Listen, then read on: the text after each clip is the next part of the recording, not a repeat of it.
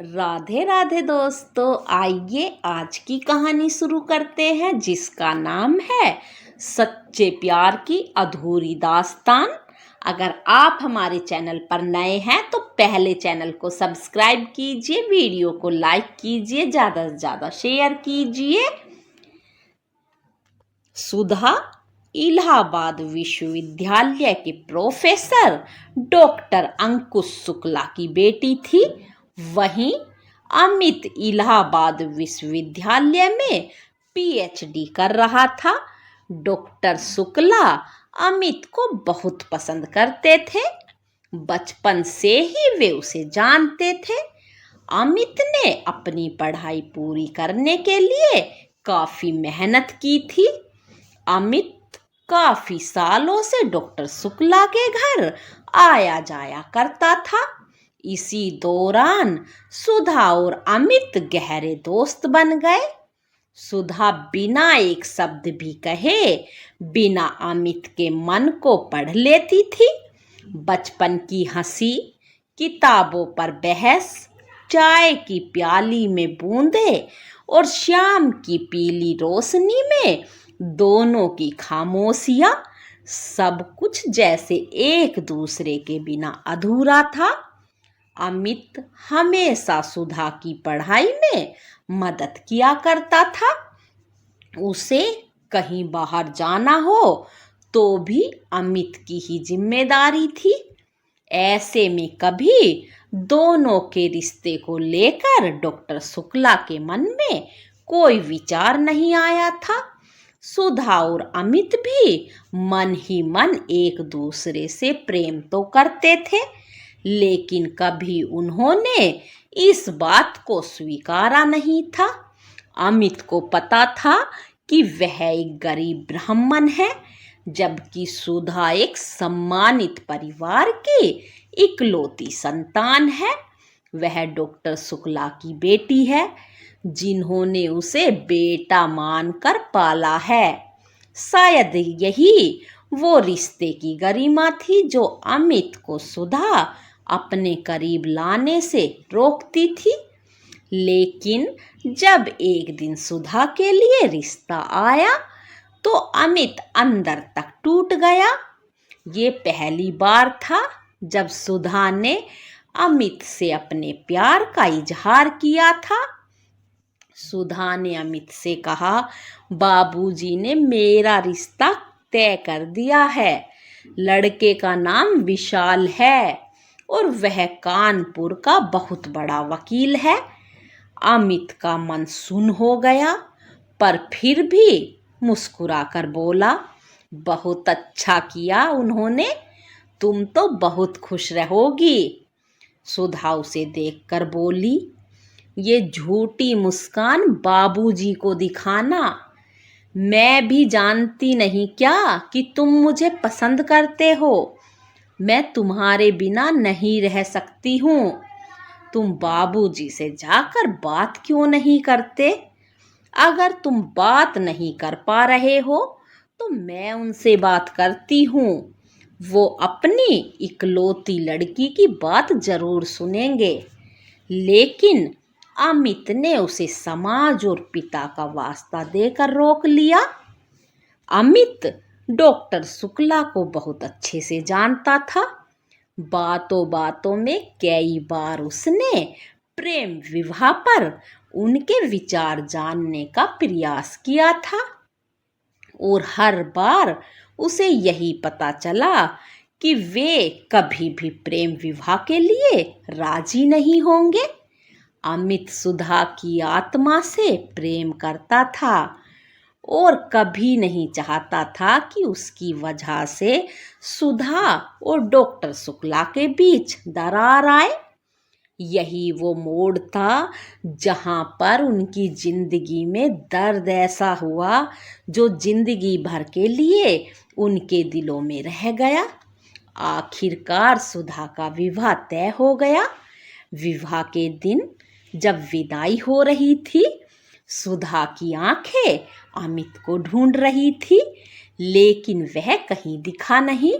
वो जानती थी अमित की अनुपस्थिति ही उसका सबसे बड़ा विदाई उपहार थी। सुधा चली गई, पर अमित के भीतर एक खालीपन छोड़ गई। यह ऐसा खालीपन जिसे वह भरना चाहता था, पर सुधा के अलावा उसे कोई और नहीं भर सकता था। वह आत्महीन हो गया। अमित अब डॉक्टर शुक्ला के यहीं रहने लगा था। सुधा और अमित के अलावा उनका कोई और नहीं था। अब अमित दिन रात किताबों में खोया रहता। उसकी पीएचडी पूरी हो गई और वह प्रोफेसर बन गया। दिन भर वह कॉलेज में लेक्चर अटेंड करता और उसकी रातें तन्हाई में कटती। समय बीतता गया। सुधा ने अमित को कई पत्र भेजे, लेकिन उसने एक भी पत्र का जवाब नहीं दिया। शायद उसे लगने लगा था कि सुधा उसे इतना भी प्रेम नहीं करती थी कि उसके लिए वह सब कुछ छोड़ देती। इसी विचार ने सुधा के प्रति प्रेम को कुछ कम कर दिया था। 1 साल बीत गया था। इसी बीच सुधा मुश्किल से एक भी दिन के लिए अपने मायके आई होगी। लेकिन एक दिन अमित किसी मीटिंग से लौट रहा था, तभी उसके सामने से एक कार गुजरी और उसमें बैठी आंखें उसी की तरफ देख रही थी। कार शुक्ला भवन में आकर रुकी। कार में सुधा थी।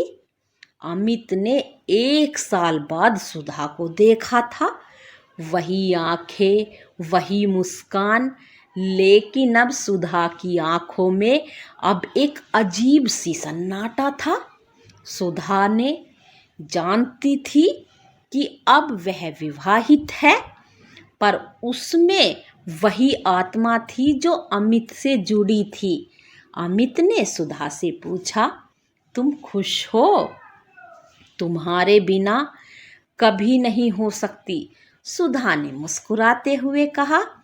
उस दिन पहली बार अमित को एहसास हुआ कि जिस प्रेम को उसने समाज के बंधनों के चलते त्याग दिया था, वो अब उसी प्रेम का गुनहगार बन गया है। डॉक्टर शुक्ला के बारे में सोचते सोचते उसने सुधा के साथ कितना बड़ा अन्याय कर दिया था। अमित ये सब सोच ही रहा था कि सुधा उठी, बोली, अमित तुम चिंता मत करो, मुझे अब कुछ नहीं कहना। अब मैं जानती हूँ तुमने मुझसे कितना प्रेम किया। हमारा प्रेम शरीर का दिखावा नहीं, बल्कि मन से मन का मिलन था। लेकिन बस मेरे एक सवाल का जवाब दे दो, क्या तुमने एक बार भी चाहा था मेरे साथ जीवन बिताना? सुधा के इस सवाल पर अमित चुप रहा। उसकी जुबान पर शब्द नहीं थे, पर आंखों में जवाब था। अमित हमें जवाब देना चाहता था, पर वह नहीं दे पाया, क्योंकि उसे पता था कि यह सुधा अब पहले वाली सुधा नहीं है। अब उसकी शादी हो चुकी है और वह किसी और की अमानत है। सुधा के घर के अंदर चली गई, पर अमित वहीं बैठा रहा, एक मुस्कान के साथ, क्योंकि अब वह जान चुका था कि प्रेम की पूर्णता साथ रहने में नहीं होती, बल्कि उस आत्मिक जुड़ाव में होती है जो समय, दूरी और समाज से परे होती है। उनकी प्रेम कहानी की मिसाल बन गई एक अधूरी लेकिन अमर मोहब्बत। अगले जन्म में मिलने की कस्में ही उनका आखिरी वादा बन गई। तो आज की कहानी यहीं पर ख़त्म होती है दोस्तों। कमेंट करके ज़रूर बताना आपको ये कहानी कैसी लगी। चैनल को सब्सक्राइब करना, अपना सपोर्ट बनाए रखना। धन्यवाद दोस्तों। राधे राधे।